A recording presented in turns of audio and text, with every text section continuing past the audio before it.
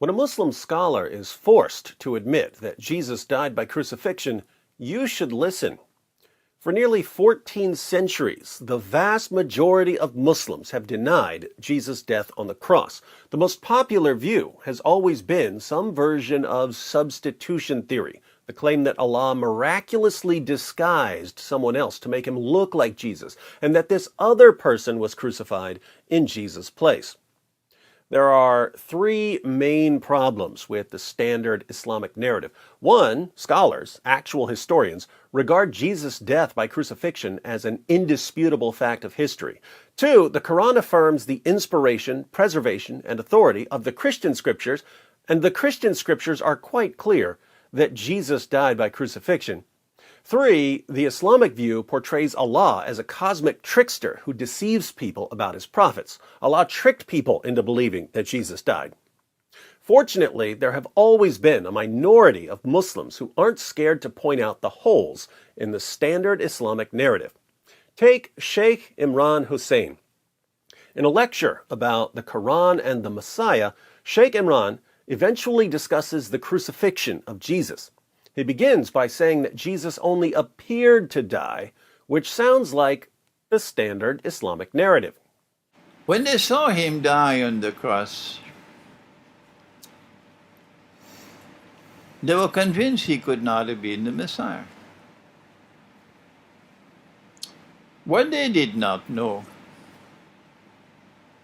was that Allah made it appear to them that he was crucified. But then he clarifies what it really means to be crucified and what it really means to die. First, crucifixion. What's the definition of crucifixion? It is that you should die by hanging on the cross. So crucifixion isn't simply nailing someone to a cross, it's the person dying by nailing him to a cross. But what does it mean to die?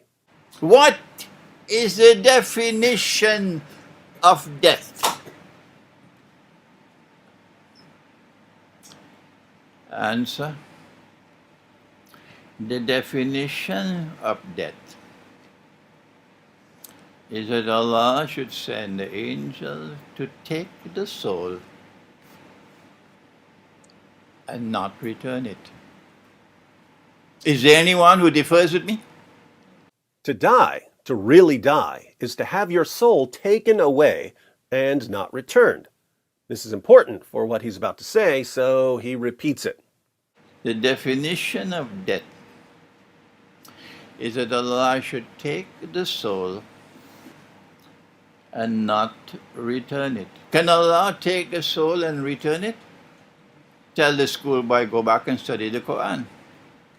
So, what does the Quran mean in Surah 4, verse 157, when it says that Allah made it appear as if Jesus died? Get ready for an epic rant. So then what did Allah do to make it appear that he died? Let me warn you. And my language is sometimes very harsh, because that's the only language some people can understand. Some people can only understand harsh language. Got it, Sheikh. Thanks for the cosign on the unstoppable fire hose of sarcasm and mockery that is D. Wood.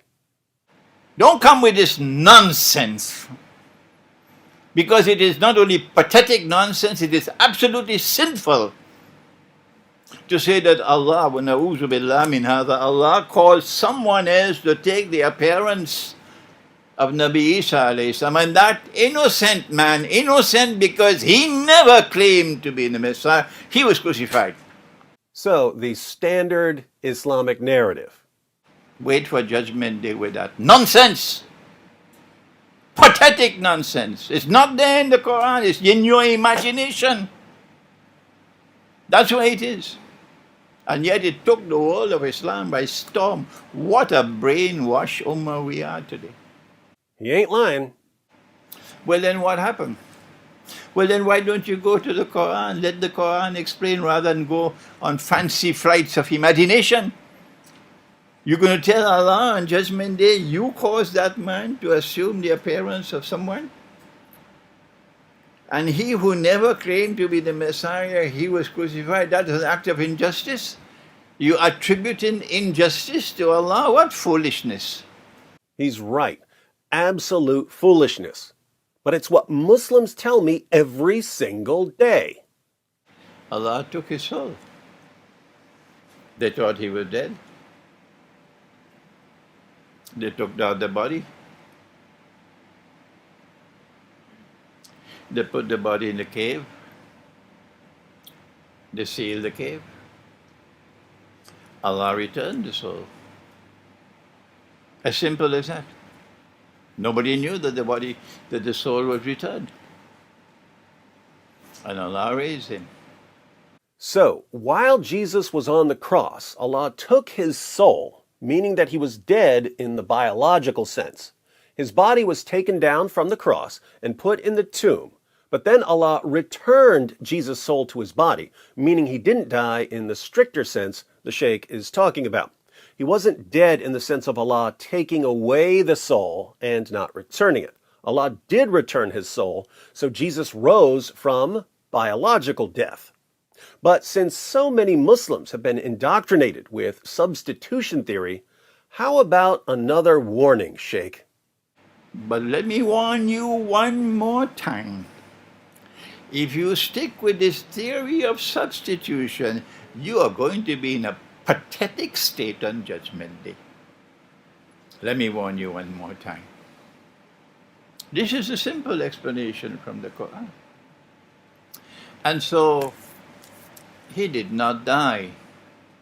Jesus didn't die in the sense that Sheikh Imran is talking about. He died in the normal sense of the word died. He was crucified in the normal sense of the word crucified. But given more specific meanings of these terms, Jesus wasn't killed and wasn't crucified. Now, it may sound as if Sheikh Imran is just playing word games here, but think about the point he's making, because he may be right about what the Quran is claiming. The Quran says nothing about Allah disguising someone else and making him look like Jesus. The Quran simply says they didn't kill him and didn't crucify him. In context, people are bragging, "We killed the Messiah, we crucified the Messiah, we got him, he's finished." And Allah's response is, "No, you didn't, and no, he isn't." Could Allah just be saying, "Look, you think that by beating Jesus and crucifying him and stabbing him through the heart with a spear and burying him, that you've killed him, but you're wrong, because I can just raise him from the dead"? Couldn't Allah simply be telling people that the enemies of Jesus didn't accomplish what they were trying to accomplish? I think this view, Sheikh Imran's view, is massively superior to the standard Islamic narrative, which rejects all of history, rejects multiple sources that Muhammad and Allah confirmed, and portrays Allah as a cosmic trickster who deceives people for no reason. But this leads to an important question, a question for Muslims. My Muslim friends, if you've been wrong about Jesus' death and resurrection for nearly 14 centuries, what else are you wrong about? You're wrong on that. You're wrong on that. You're wrong on that. It just backfired on you. You're wrong on that. You're wrong on that. You're wrong on that. It just backfired on you. This is a part of a religion. There's a reason to it. Yeah?